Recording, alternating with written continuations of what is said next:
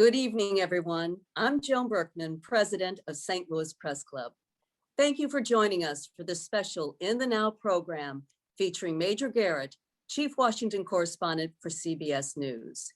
If you are joining us for the first time, St. Louis Press Club is for those who make, cover, consume, and influence the news.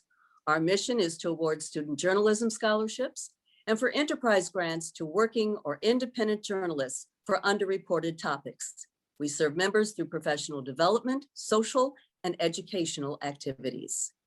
Before we begin our program this evening, we have some long overdue business. And on behalf of St. Louis Press Club, it is my honor to present Major Garrett with one of our highest honors, the Lifetime Achievement Award for 2020. This award was announced last year, and unfortunately, our presentation had to be postponed due to the global pandemic, as well as to Mr. Garrett's demanding schedule that included among his many assignments, his stunning coverage of the presidential election last year and the devastating fallout of the United States Capitol riot earlier this year. This award is in recognition for his masterful, ongoing journalistic contributions as an award-winning print journalist, columnist, and his immense body of work on television, including his accomplishments as a highly respected White House correspondent with CNN and then Fox, earning a coveted front row seat in the White House briefing room, and now as Chief Washington Correspondent for CBS News. In addition, he is a highly accomplished author. Charlie Brennan, the host of the Charlie Brennan Show with Amy Marxkors on KMOX Radio and the Provocateur of Donnybrook on 9PBS, has been in touch with a few of Major's friends and colleagues who wanted to express their congratulations to him, and we would like to share those with you now.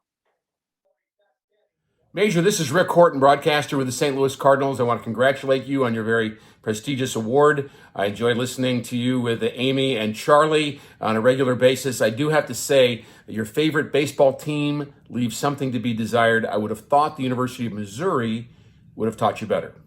Hi, Peter Mayer sending my congratulations, Major. So many memories of our time together on the White House beat. And I remember when a politician who delighted in bullying reporters and opponents took office, you told me you'd cover him the same way you always reported. Just play it straight, you said. And that says it all about my friend, Major Garrett. Major, fantastic! Stephen Portnoy here, wishing you a hearty congrats on this honor.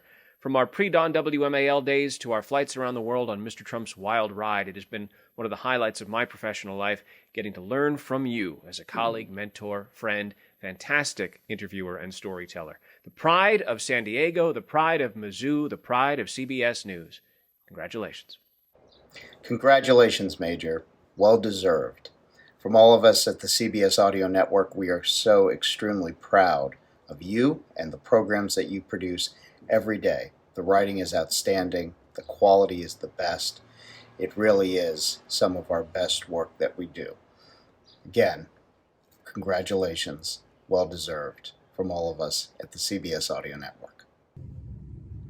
Congratulations, Major. Congrats from your friends at the White House, Major. You'll probably recognize this chair where you spent a lot of time cranking out all that amazing work that has led to this very day, and we could not be happier to celebrate with you. It's so well deserved, and we love you. Congrats, Major. Love you. Hey, Major. It's great to see you getting this Lifetime Achievement Award. You are one of the hardest working reporters that it's ever been my pleasure to have as a colleague. Not only that, you dig deep, you write lucidly, and you're deeply committed to accuracy. So, congratulations, my friend. You have earned it. Major, fantastic. A Lifetime Achievement Award. What an accomplishment. You must have to be pretty old to win one of those. But hearty congratulations to you. You have been a tremendous teacher and partner for the better part of a decade, and it is an honor to work alongside you each day. Congratulations, my friend. Major, congratulations on this incredible achievement. You are one of the most well-respected and well-sourced journalists in Washington. I know whenever I have a question about a story or career, you're always one of my first calls because you always have the best advice. Congratulations on this well-deserved honor. Hey, Major, congratulations. This is Mark Russell from Memphis telling you that it is a great thing that the Press Association is honoring you with its Lifetime Achievement Award. You're a deserving recipient, and much success to you the rest of your career. I've known you for quite a long time and have been impressed by your work and admired your steadfastness in building a really solid career in journalism and being a role model to all of us who know you. Take care. Congratulations, Major. This stunning Crystal Award is on its way to you with much respect and admiration. Would you like to say a few words? Yes, Joan, and thank you very, very much. Very briefly, first of all, I want to thank you for getting all of my friends and colleagues to say those incredibly generous things. I'm more than slightly emotional seeing all those faces and dear colleagues. I'll just tell you a quick story about my life in Missouri. I arrived in the summer, early fall of 1980 to begin my freshman year at the University of Missouri. And the first trip I made outside of Columbia was to St. Louis because that was a city I had to see. It was a city that most captivated me. And the first thing I did when I got to St. Louis with one of my fraternity brothers who happened to have grown up in St. Louis is I went to a Cardinal game at the old Busch Stadium.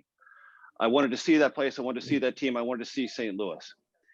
Fast forward 4 years later, I'm graduating. It's May of 1984, and my mother comes out as my brother, my older brother. And the first place they wanted to see was St. Louis. And we came to St. Louis as my journalism career was just getting started. I was just about to graduate. We went up in the St. Louis Arch and we had a great time. St. Louis has been such a big part of my Missouri experience. Missouri is very instrumental to who I am, what I became as a journalist, and St. Louis is an enormously important part of that. The last person you heard from, as if Mark had to introduce himself to me, Mark Russell and I were roommates our senior year at the University of Missouri. And he is one of my dearest friends. And everything he said about me, I would say about him. Mark grew up in St. Louis. I was a groomsman at his wedding in St. Louis. The one and only African-American barbershop I ever went to in my life, I went to in St. Louis the morning of Mark's wedding when he went to get his haircut. And I lived for the first time as a white kid from San Diego, California, the barbershop experience. So when the movie came out, I'm like, I kind of know a teeny little bit about that. Point is, St. Louis has always been an enormously important part of my Missouri experience, and Missouri has been enormously important in my entire life experience. So for this award to come from the Press Club of St. Louis is, if possible, doubly, triply meaningful to me. So I'm deeply grateful. I'm not sure I'm deserving, but I'm grateful and I accept it with great humility. So Joan, back to you. Again, our sincere congratulations, and you deserve every minute of this spotlight.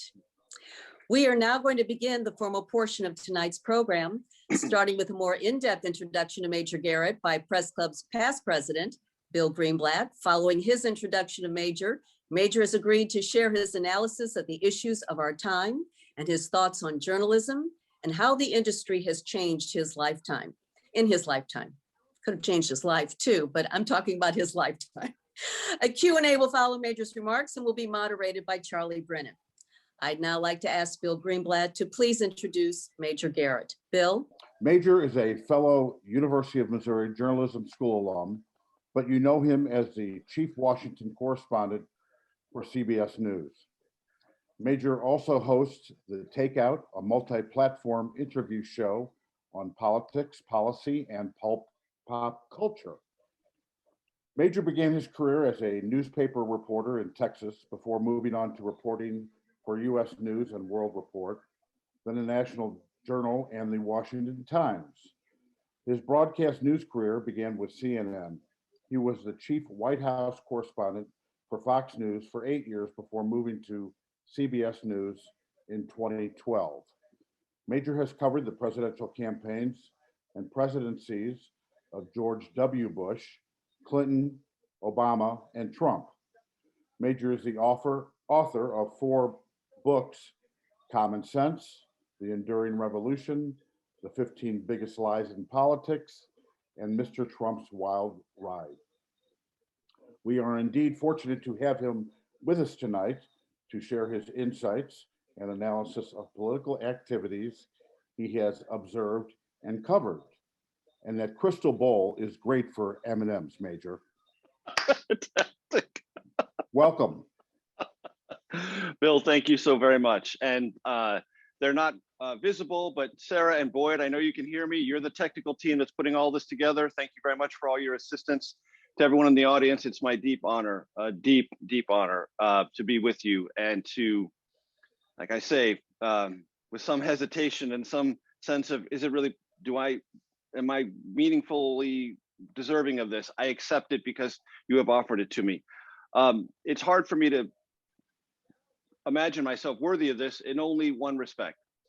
I learned many things at the University of Missouri School of Journalism, but the most important thing I learned was it's not the journalist's role to be part of the story. It's the journalist's role to observe and report the story as accurately as humanly possible in any given time that is allotted for that news gathering. And I've worked studiously in my entire career to not be part of the story and not to draw attention to myself, to understand that the First Amendment carries with it great responsibilities as it does carry with it great privileges. And there are things that a reporter with a press badge can do that an ordinary citizen cannot do. And that was certainly much more true when my career was beginning than it is now. Oftentimes we rely on citizens and their phones and whatever video equipment they might have to capture live news events before we get there. That has certainly been a transformative part of one dimension of news coverage that I was very familiar with when my career started. I'll talk about it in just a second.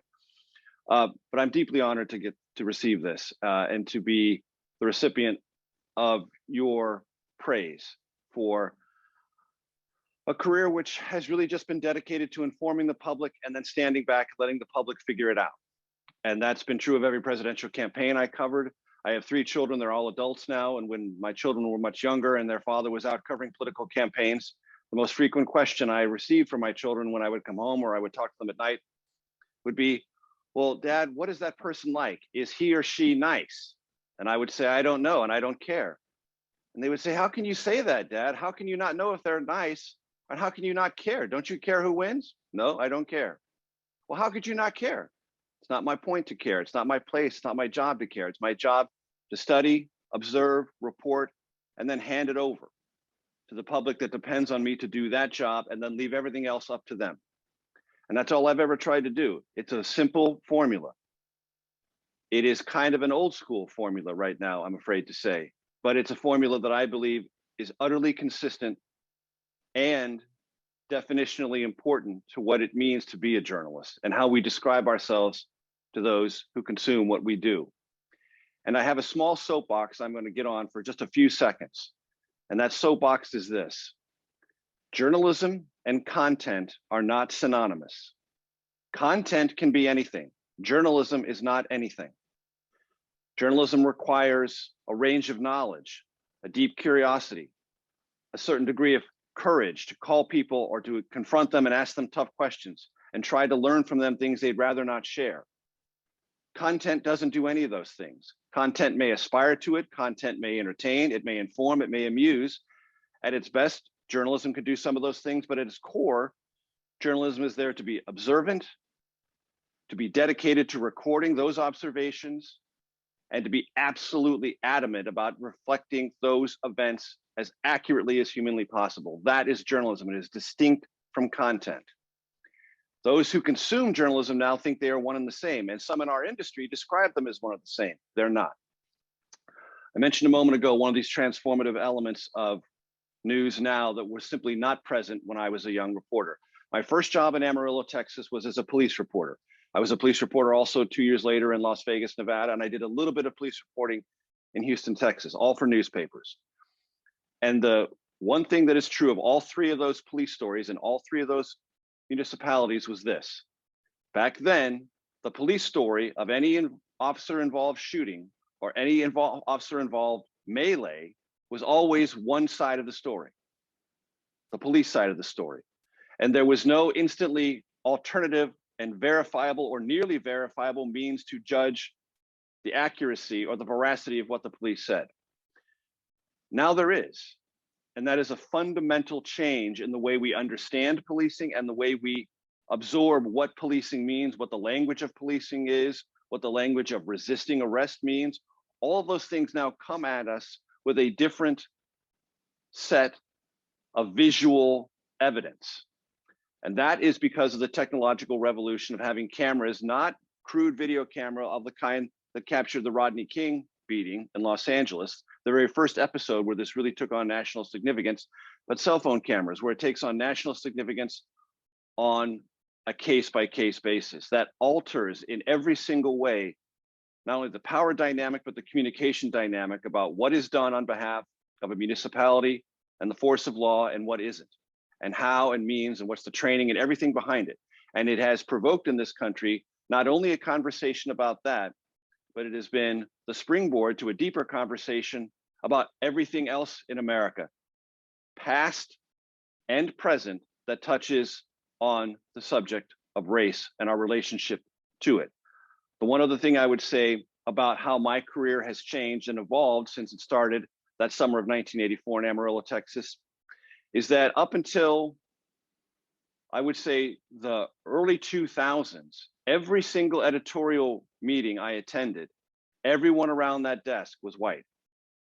And predominantly in the 80s and 90s, everyone around that desk making daily decisions on what stories to cover and what stories not to cover, what was a story and what were the dimensions of that story, were made by white men.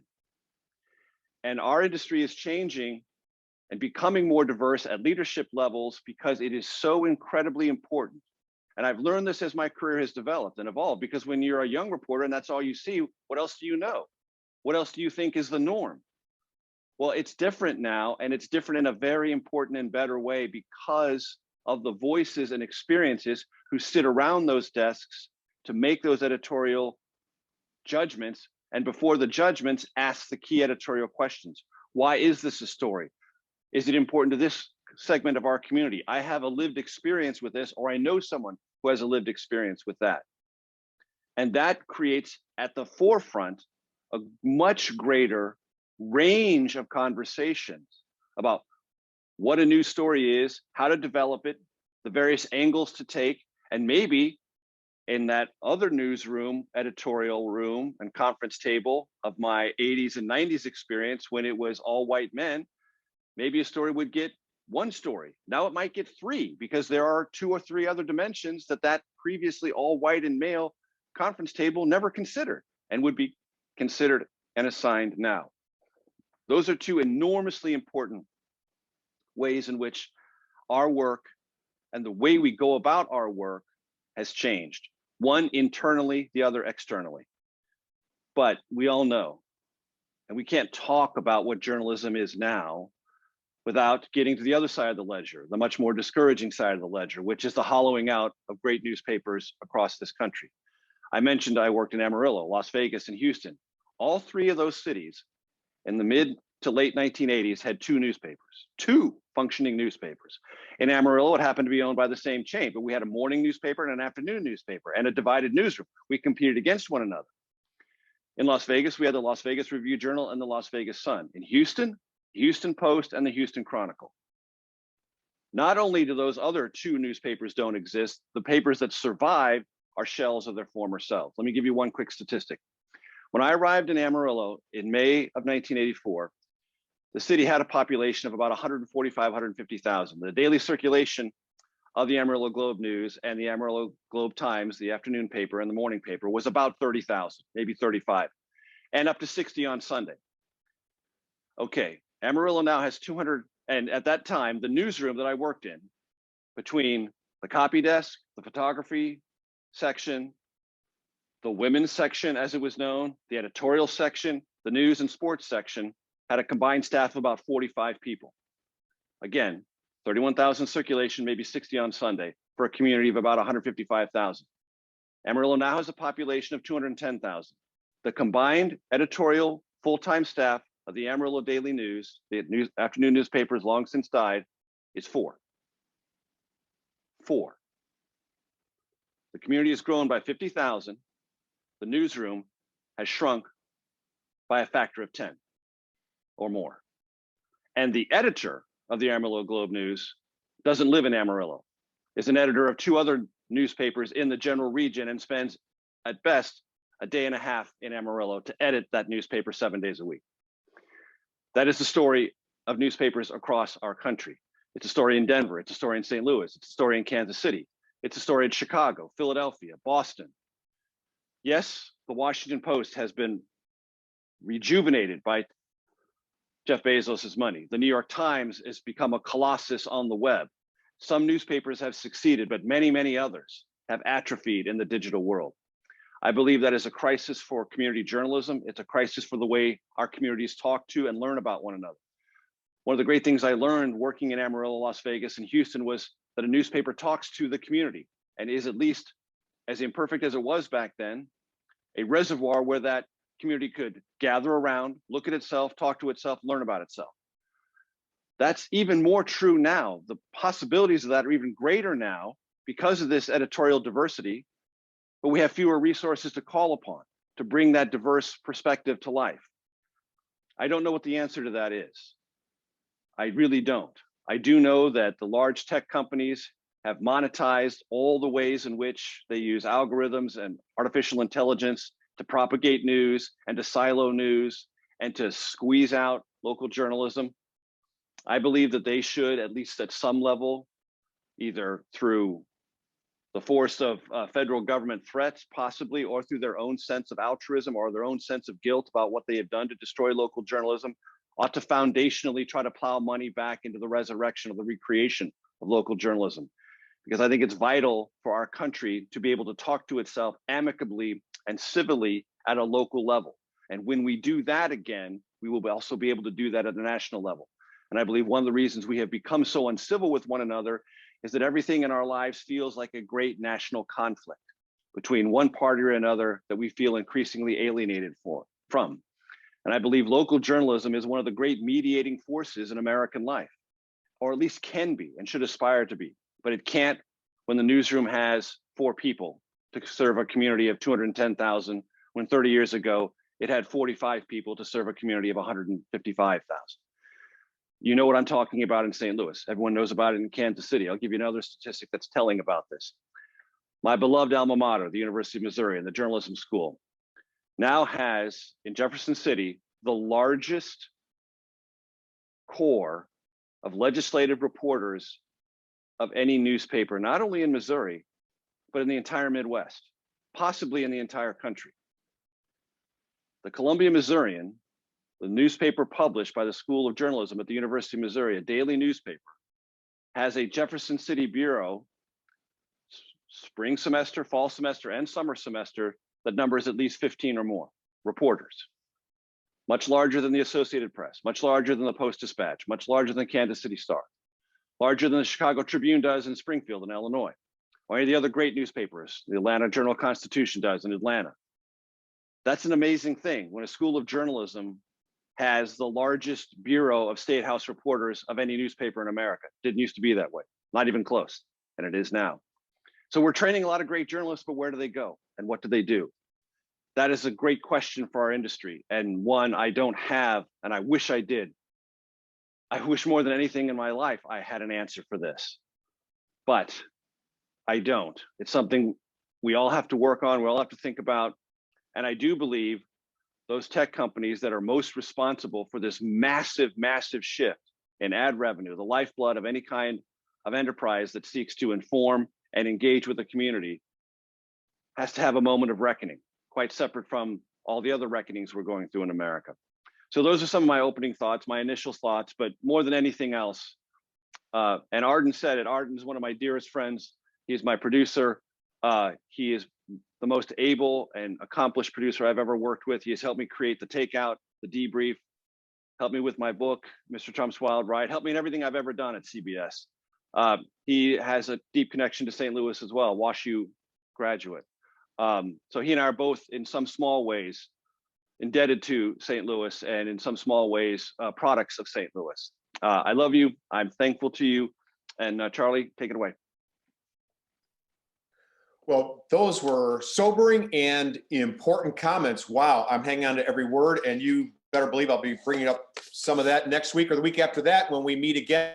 For folks who are uninitiated, Major's kind enough to join Amy Marxkors and me every Thursday morning at 9:20 or so Central Time, and we really appreciate the fact that you slum with us once a week. So that's fantastic. And you can also hear his podcast, The Takeout, Friday nights on KMOX, unless the Cardinals are playing baseball.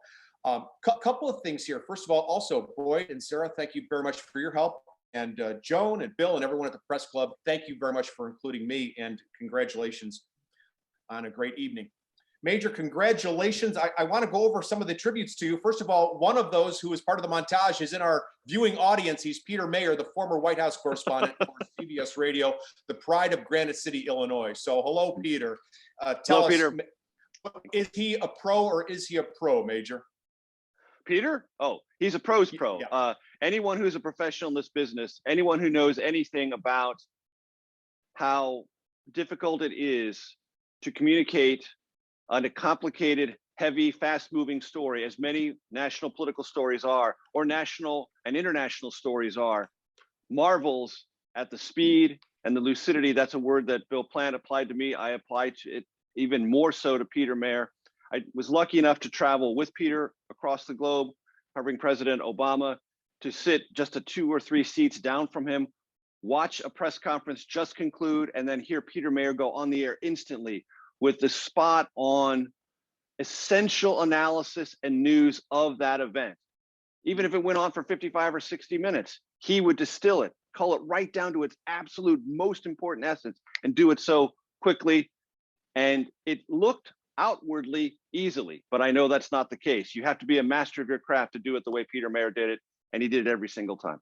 I have to agree. And also he's got the chops like nobody else. And, you know, it wasn't until he retired, Major, that I knew that I found out that the man had opinions, because his reporting was so Right.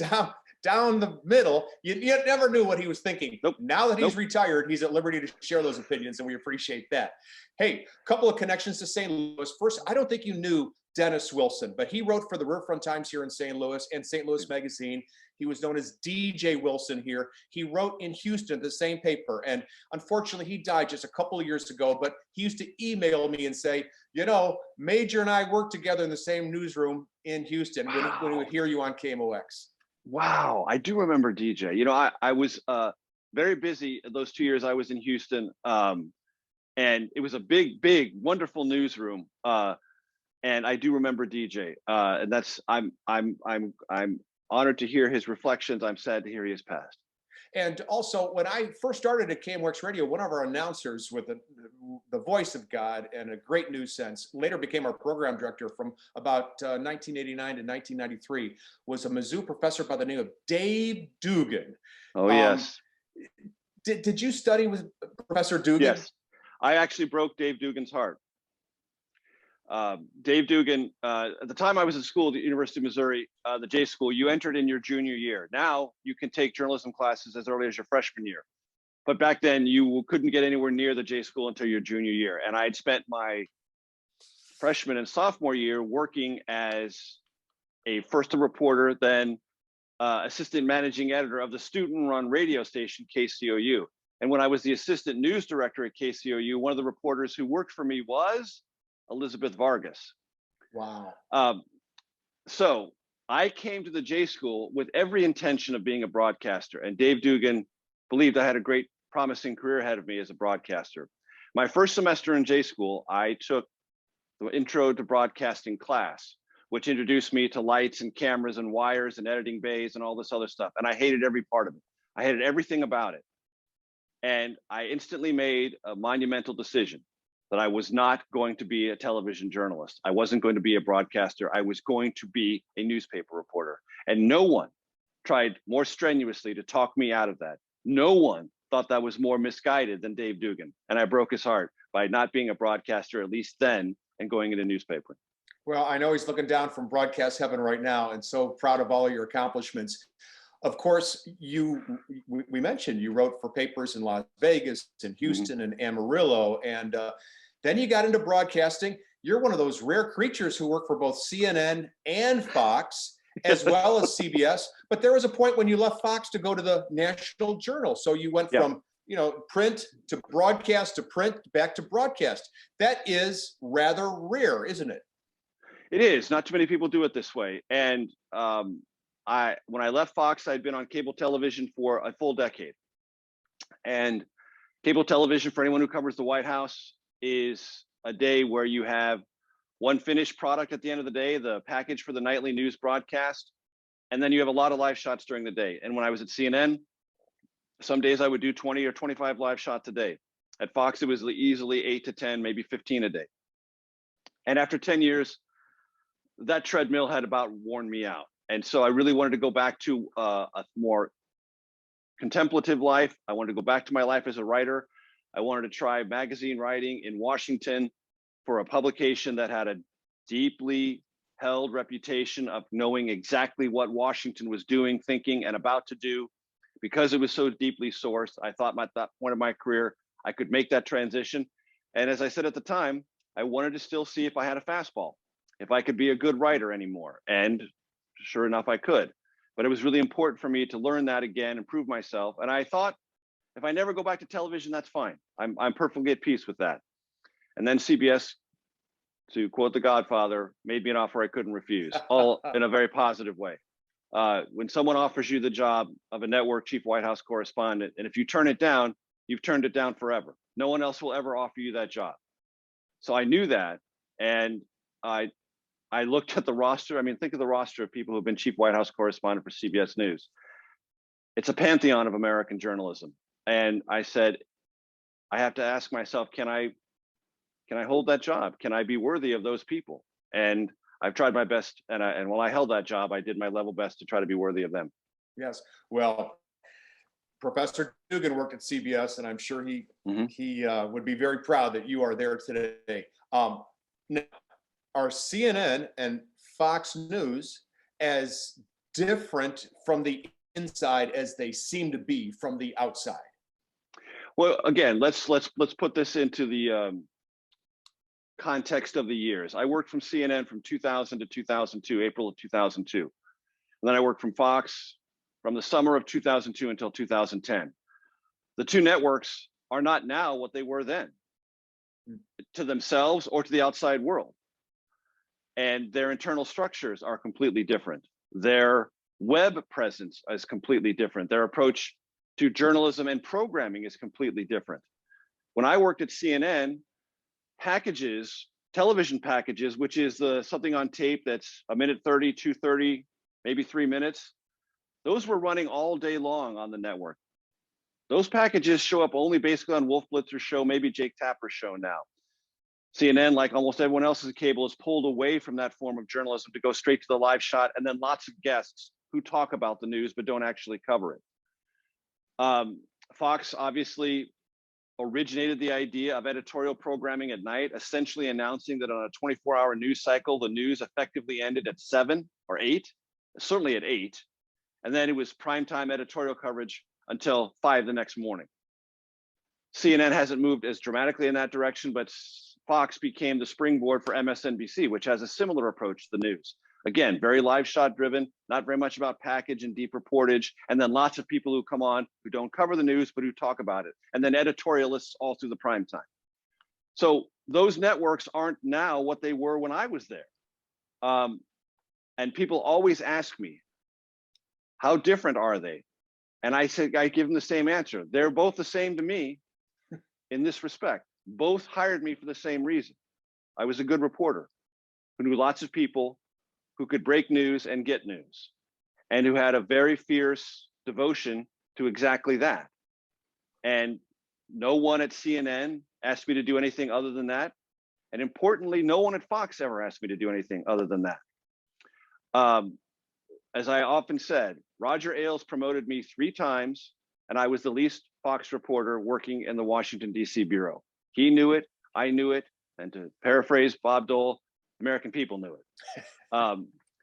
So all I've ever tried to do is be the same reporter, just a better version of it each and every day. And I've worked in lots of different newsrooms. And the one thing I will say about working in different newsrooms, and if you look at my Washington career, Charlie, and we've talked about this, it's 30 years now. About 15 years spent in what would be regarded fairly, I think, as center-right newsrooms, and 15 years in what would be fairly regarded as center-left newsrooms. And I've learned in both newsrooms. I've learned a lot about the conversation, the idea of what a story is, how to get a story, what the dimensions of a story are, and how to approach it. And I have a perspective on how those in both of these sort of over or crossing currents in journalism think about political coverage. And I'm not saying it's made me a great reporter, but it's made me a more seasoned and knowledgeable reporter about both sides of a story. And the reason I created The Takeout was to create a place where both sides of the story could exist on a week-by-week basis. I require my listeners to listen to someone on the hard left one week and on the hard right the next week. And I don't referee it. I just try to learn from it and use it as an example of this is the width and breadth of conversation in American politics.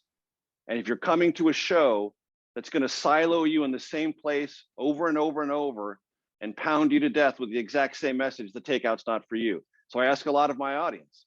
And then I created the Debrief podcast to dive even deeper, to have sort of like an audio documentary, to tell stories in a much deeper way that my magazine training taught me to do, my book writing has taught me to do, and television to a great degree has taught me to do, but in a venue that's brand new now, that harnesses all this technology in ways that can be immersive and pleasurable. So that gets to the other part of my career, Charlie, which is I've always tried to adjust and I've tried to adapt, and I've never tried to say, well, I wish things were the way they used to be, because they never are. And if you say to yourself that in law or business or restaurateurs or being a doctor, you'll be left behind, and deservedly so, and especially in this business. So all I've tried to do is adapt and change and try to, if possible, be slightly ahead of the changes, but never too far behind if I'm behind. Major, you once shared a story about a colleague that I think demonstrates the responsibility and the difficulty of being a reporter. Maybe we'll get to two stories. One is a fellow by the name of Ron Fournier, who carried 2 obituaries in his pocket. Would you share that story with us? You're catching me a bit short on that one, Charlie. That's the fella. Okay. I could be wrong on that one, but I thought that was the guy who. I mean, I did work for Ron Fournier at National Journal. I deeply respected him when he covered the White House with AP. Did he misspell a person's name in an obituary? He might have, yes. I mean, and look, that's an instructive. Ron is probably. I would obviously tell that story better than I would, because I'm getting caught a bit short on it. I'm sorry about that. but the essence of whatever it is if you carry something if you carry something with you because you made a mistake, you carry it with you because you know it's an indelible mark on your career, and it's something you have to remind yourself about. And I tell young journalists all the time that there are no small stories. Not one story is small. No matter how small the story is, even if it's just one paragraph, it may be the only paragraph the person who is inside that story will ever see published about them. And you must be as slavishly devoted to accuracy in that story as you are to the big story that leads the broadcast or leads the evening roundup on the radio, or that is the front page story. And I always tell young reporters, don't kid yourself. Don't tell yourself the lie that some young reporters tell themselves, which is this: I'll be ready when the big story comes. No, you won't, because the thing that makes you ready for the big story is your absolute devotion to accuracy, proper usage of our language, compelling writing, and even the smallest story. The way you treat small stories will be the way you treat and make yourself ready for the big stories. Because if you sleepwalk through the small stories, you will completely die under the pressure of a big story, and everyone will see it, and you'll never get the big story again. Let me try another one too, but this is a story I think you shared once, and stop me if it doesn't make sense, but one time when you were a reporter, I believe in print journalism, you had to cover the death of a boy who died on a bicycle. Oh yeah, I know this story, Charlie. And I thought that must have been the most difficult story for you ever to cover. I've been asked many, many times, especially by young journalists, what's the biggest story you ever covered? And I always tell this story. So I had just arrived in Amarillo, Texas in the summer of 1984. I'm not yet 22 years old. I'm 21. And if this happened a little bit after my August 24th birthday, I might have been just turned 22, but I'm a baby in this business. I'm an absolute baby. I don't know anything about the world, and I certainly don't know very much about grief.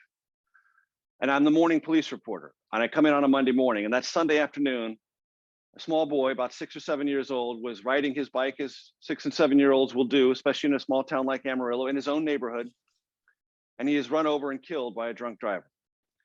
His parents were out shopping, and they come back home, and the traffic is blocked up near their home, and they're not sure why. And they're inching along, and they see police cars, so they now know something has gone wrong in our neighborhood. And as they're inching along, they come upon what is clearly a crime scene. They don't know their son is dead, and they don't know that a body has been taken away, but what they do see are the crumbled remains of a bike, which they instantly recognize as the bike that belongs to their son. By that evening, they are now informed that their son is dead. I come in that next morning, and my very grizzled, old, and masterful, but also intense and uncompromising city editor, Bill Cox, says, "Major, call the family." And I said, "Why?" Because we're going to do a story on their son. I said, "Why?" Because the community needs to know who he was. That's what we do. And I couldn't speak. I went back to my desk. I didn't know what to do. I didn't have the first idea about how to begin a conversation along these lines. And I stared at that phone for what felt like 5 lifetimes. Again, I'm either 21 or just barely 22. And my editor could see my hesitation. He came over to my desk. He said, "Pick up the phone now." So I did. And I punched out the numbers, which I looked up in the phone book. Remember, phone books back then. And the mother picked up the phone. In a very halting voice, I introduced myself. And I said, "Ma'am, I'm so sorry. I'm just calling to learn as much as I can about your son so I can write a story about who he was." She was hesitant, but there was something about my voice that must have touched her or conveyed to her some level of sincerity. And so we talked, and I took very careful notes. And I hung up, and I went to Bill Cox, and he said, "Well, did you get permission to get pictures?" I hadn't even thought of that. He goes, "Call her back." Like, oh God, I don't want to call her back. I call her back. I ask, "Can we get some pictures?" And she immediately complies. And then she tells me some other things. And I take some more notes, and we write the story. I think of it as one of the hardest days of my young life. And I try to sort of put it behind me as best I can. Not sure what I did, if it was even right or proper or ethical, or I'm just completely overwhelmed with the gravity of what I was just asked to do. Fast forward many months. It feels to me like about 6 months. In my retelling of it, it's 6 months. It could have been 5 or 7, but it's about that period of time. I'm in the police department, and I happen to be in the office, as I was every day, talking to the public information officer. And he says my name, Major, in the course of conversation. And in the hallway, there are these clicking heels that I hear come to an immediate stop. I hear the heels click around and come to the threshold of the door. And a woman stands in the threshold and looks at me and says, "Are you Major Garrett?" I said, "Yes, ma'am, I am." And I don't know what's coming next. I have no clue what's coming next, but I'm not feeling very good about it. And she said, "I'm the mother of the child you wrote about who was run over by the drunk driver." Pause. "No, I really don't know what's coming, and I'm not feeling very good about it." She said, "I just want to tell you that's the only thing that helped our family through. We clipped out that story and we sent it to everyone all over the country. We've never taken it down from the refrigerator. It's the only thing about that entire horrible thing that ever gave my family a moment of solace, because it told us that somebody in this community cared, and that our son will be remembered. And I just want to thank you for that." And I didn't fall out of the chair, but I would have if anyone had just given me the slightest tap. And I've never forgotten that story for all the obvious reasons. And I tell that story to young journalists because in the grand scheme of things, no one who looks at my career would rank that story anywhere near the top.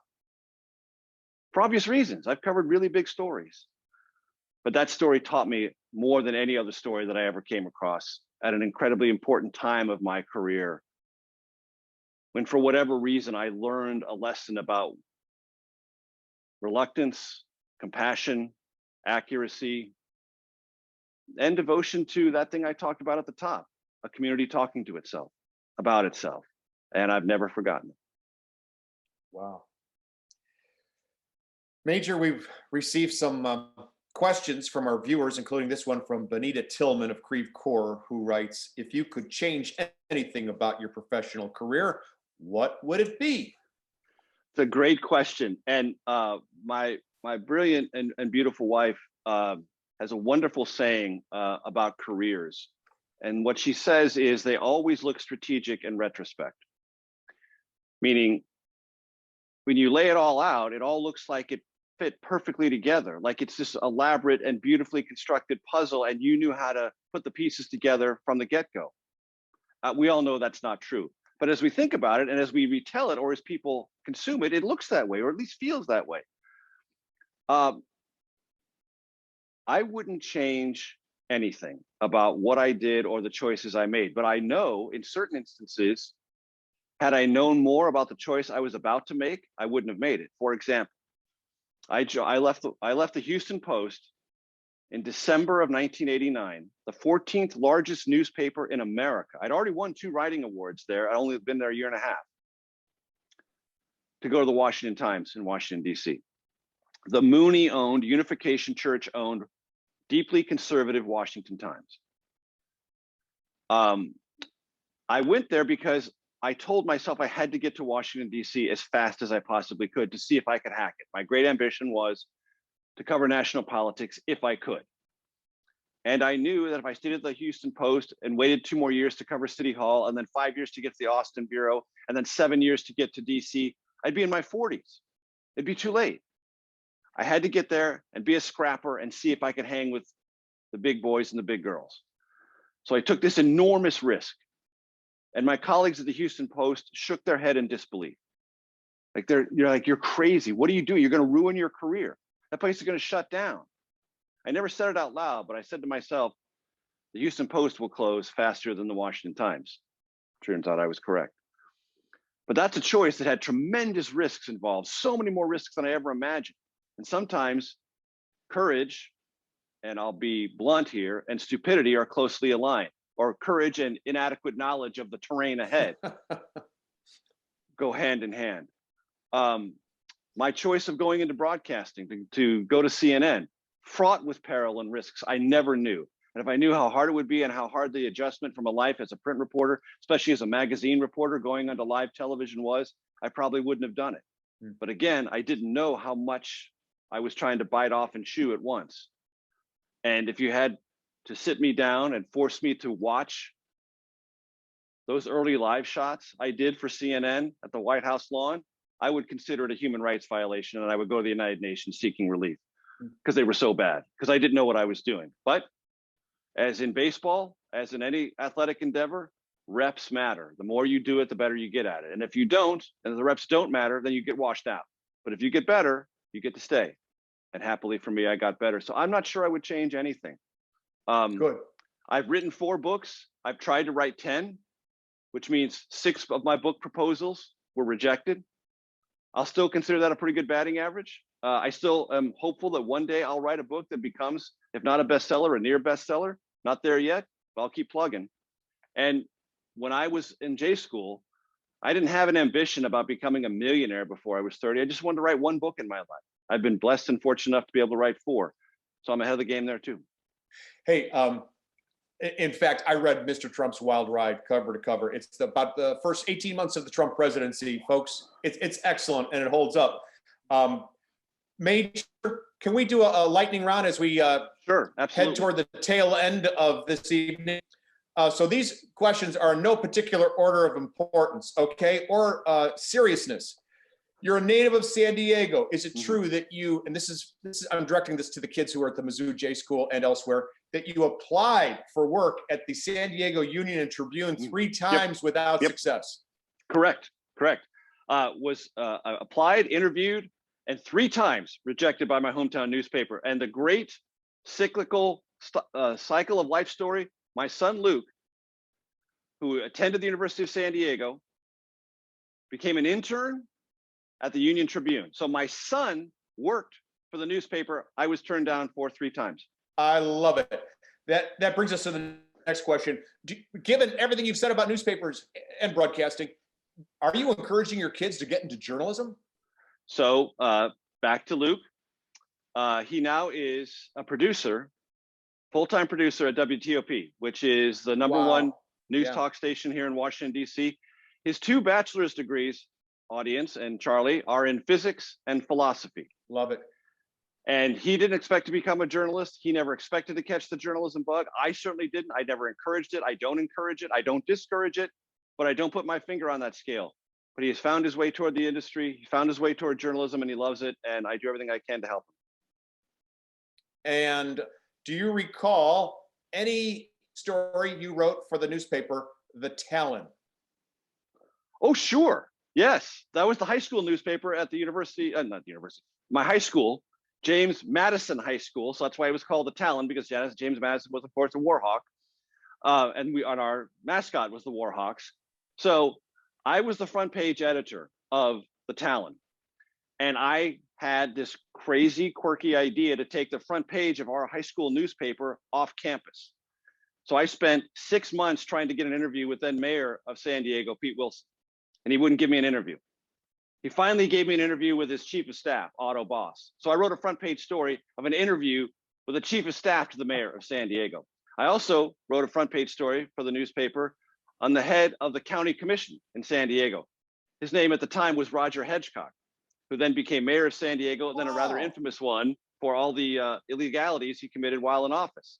But I interviewed them both as a sort of pimple-faced senior in high school, taking the high school newspaper down to City Hall and county government. Dang it. I almost called Wilson because, he is from here. Yes. Country Day High School. Absolutely. And he, of course, was the mayor, the governor, and a U.S. senator from California. And he's still around. Absolutely. I talked to him about 3 months ago. Okay. Where were you and how did you feel when Ozzie Smith of the Padres was traded to the Cardinals?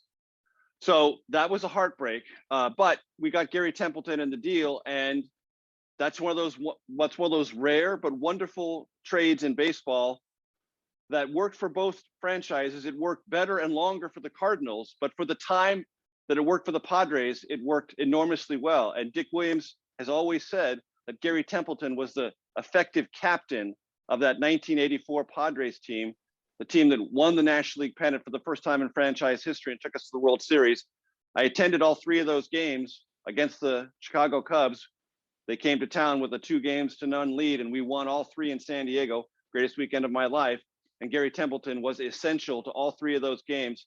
So yeah, Ozzie Smith became a Hall of Famer with the Cardinals, and he became a world champion with the Cardinals. And the Cardinals got more out of that deal than the Padres did. But what we got out of Gary Templeton for the time we got out of it was worth it at all. Okay.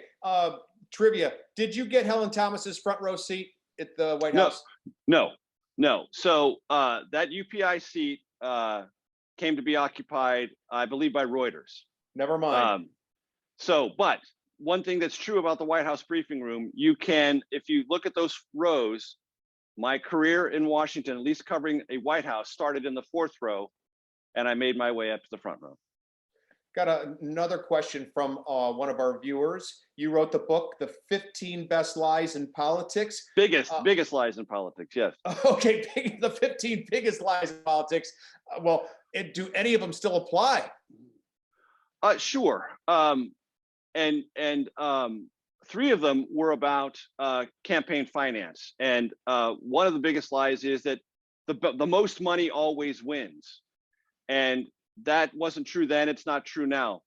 Money in politics does matter, and congressional races can be decided on a money basis, but there are a lot of competitive races, Charlie, and you know this, in any congressional district where the national parties will now plow all sorts of money into it. And money alone isn't the only factor. As I describe it then, describe it now. Money is like fuel in a NASCAR race. It explains why the car goes around the track and can go around the track for as many laps as it needs to go around. But that's not why the winner is the winner. The winner is the winner because the way the winner drives, how the winner's team supports him, other factors related to other drivers and other competitors, the wind, the sun, the rain, lots of other variables. So that was one then, it still applies now. 2 more questions. published reports tell us that you've bought property for your retirement in San Diego. San Diego County. Inquiring minds want to know, you're not planning on retirement, are you? No, but I will say this. Of course, I'm planning on it at some point in the future.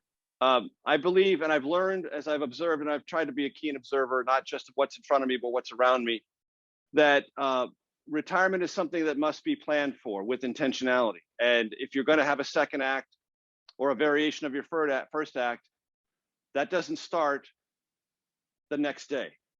You have to start thinking about that, planning for it long before that day of retirement comes. And so the question came, where do I want to leave when I leave Washington? Because I will not be a person who comes to Washington, stays, and retires here. I'll go back to where I came from, Southern California, because I love it so much. And the property I bought is in a desert community, a very, very small off-the-grid desert community called Borrego Springs. I camped there as a child with my family. 3,200 people, really small, doesn't even have a signal light, only stop signs. And that's a little off the grid, and that fits with where I want to think and locate my life outside of the hubbub and the intensity of Washington, D.C. But I'll have a variation of my first act and maybe a completely distinct second act, and I'll carry it out there.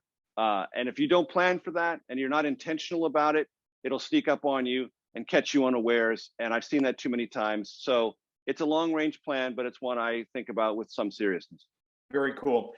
Major, congratulations on your award tonight and a tremendous career, which is, you're not at the end of it, but I do want to ask you a little advice for the young journalists, the would-be journalists in our viewing audience.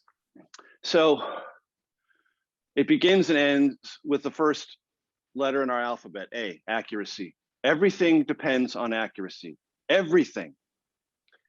It doesn't matter how vividly you write, how beautifully you write. If it's false, no one cares or should care. Now, are you asking me, do I want a clunky sentence that's hard to decipher, that's accurate, instead of a beautiful lyrical sentence that's false? Yes, because I can work on the latter. I can't work on the former. If you're not devoted to facts and accuracy, there's nothing I can do to help you. You have to start there. Everything builds on that foundation. And when you think about every story and say to yourself, there is no such thing as a small story, and every fact matters. Is it a street? Is it a court? Is it an avenue? Is it a place? What's the number? How do they spell their last name? Is it Smith or is it Smythe? What is it? Are you sure? Have you double checked? All of those things become vital. And no matter how many times you practice and relearn that, you will screw something up. Not because you intend to, but because something slips through. You, your colleagues, your editors. And so if you're not as devoted as you possibly can be at the front end, you'll make more mistakes than you should. And mistakes pull us down. This is a time when our credibility, when our believability, when our verifiability has never been in greater doubt. We must begin from that premise. And everything else can be taken care of and improved from there. But you must begin from that foundation. Without it, you can't stand. Excellent. Thank you very much, and congratulations. Thank you, Charlie, and everybody. Thank you so much. What a fascinating conversation. I want to thank Major Garrett for his masterful insights and sharing his incredible journey. What an honor it has been to be with you this evening. I want to thank you, Charlie Brennan, for your artful facilitation, and Bill Greenblatt for bringing Major Garrett and Charlie Brennan to our airwaves. Special thanks to this evening's exceptional technical team, Sarah Thompson and Boyd Pickup. We couldn't have done it without you. I'd also like to thank Press Club staff, Glenda Partlow and Laura Schnarr. We greatly appreciate your assistance.